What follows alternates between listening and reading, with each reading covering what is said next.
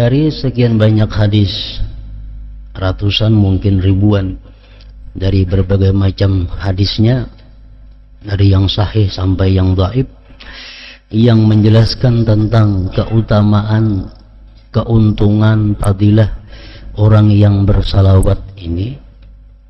Lalu ada orang yang bertanya kepada Imam Ramli rahimahullah wa nafa'ana bi ulumih.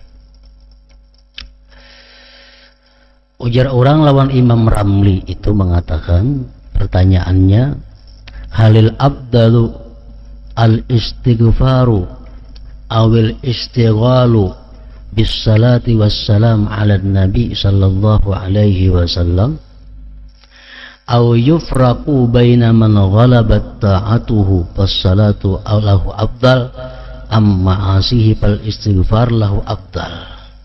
Fa'ajaba bi anna al istighala bis salati wassalam ala nabi sallallahu alaihi wasallam afdal min al istighal bil istighfari mutlaq.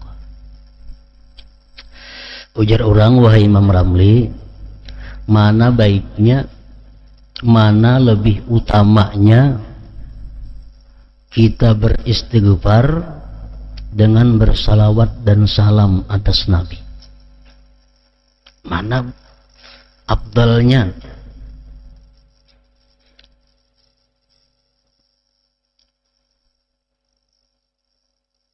Imam Ramli menjawab, lebih afdal bersalawat dan salam atas Nabi sallallahu alaihi wasallam.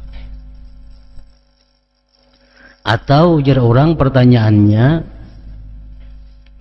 orang yang lebih banyak dosanya, apakah lebih baik dia banyak istighfar atau banyak salawat? Kalau orang itu orang saleh, orang itu orang yang kada banyak dosa, sudah jelas lebih baik banyak salawat daripada banyak istighfar. Nah, kalau orang ini pang banyak dosanya, lebih banyak maksiatnya, mana baiknya istighfar kan dibanyakinya salawat dan salam kepada Nabi kan? Imam Ramli menjawab, tetap lebih baik salawat dan salam kepada Nabi sallallahu alaihi wasallam. Walaupun orangnya fasik, walaupun orangnya zalim, tetap ini lebih baik banyak istighfar, banyak salawat daripada istighfar. Kenapa sebabnya? Maka lebih baik salawat, lebih afdal salawat daripada istighfar. Karena tadi dalam hadis disebutkan, barang siapa bersalawat kepadaku, ujar Nabi, maka malaikat akan memintakan ampun terhadap inya. Nah, jadi kita walaupun kita kada beristighfar, tapi kita membaca salawat, itu malaikat yang memintakan ampun kepada Allah terhadap dosa kita.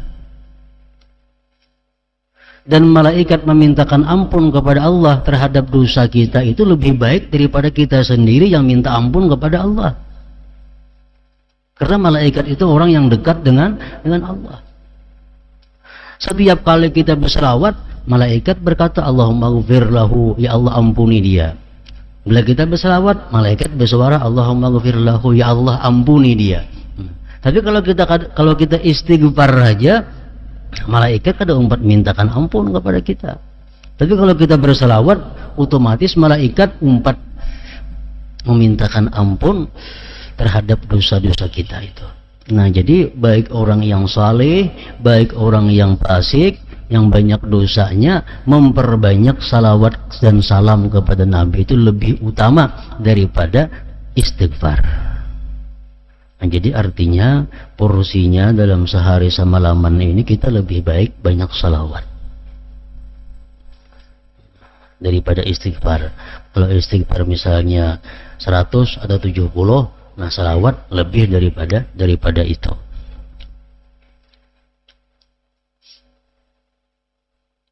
Ada lagi pertanyaan kepada Syekh Abdul Abbas At-Tijani. Beliau ditanyakan mana afdalnya membaca Al-Quran dengan baca salawat kepada Nabi. Tadi kan istighfar, sudah jelas lebih afdal salawat. Nah sekarang Quran. Mana abdalnya kita membaca Quran dengan membaca salawat dan salam kepada Nabi. Abdul Abbas At-Tijani mengatakan, bagi orang-orang yang lebih banyak dosanya, bagi orang-orang yang tergolong fasik, lebih baik membaca salawat daripada membaca Al-Quran. Kalau orang-orang yang saleh, orang-orang yang sudah lebih banyak taatnya daripada maksiatnya, lebih baik dia memperbanyak membaca Al-Quran daripada membaca salawat. Nah, ini perkataan Syekh Abdul Abbas.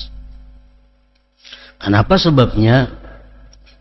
Karena kalau orang fasik itu membaca Al-Quran, Quran itu kalamullah. Quran itu adalah wahyunya Allah. Kalau orang fasik membaca Al-Quran, dikhawatirkan satu, orang beradab. Orang beradab dengan kalam Allah. Yang kedua, barangkali yang dibacanya itu Al-Quran mengutuk dengan dirinya sendiri. Misalnya orangnya zalim. Kalau membaca Al-Quran, dalam Quran ada apa? La'natullah ala zalimin, laknat Allah atas orang zalim. Berarti dia melaknat dirinya sendiri. Atau dia fasik, dia baca Al-Quran, wa ammal ladina fasaqu fa ma'wahumun nar, orang fasik itu masuk neraka. Berarti dia sendiri mengatakan dirinya masuk ke neraka. Nah, untuk orang-orang fasik, orang-orang yang banyak dosa, lebih baik perbanyak salawat. Itu ujar Syekh Abdul Abbas tadi. Dalam kitab Sa'adatud Darain, panjang lebar dijelaskan kisahnya itu.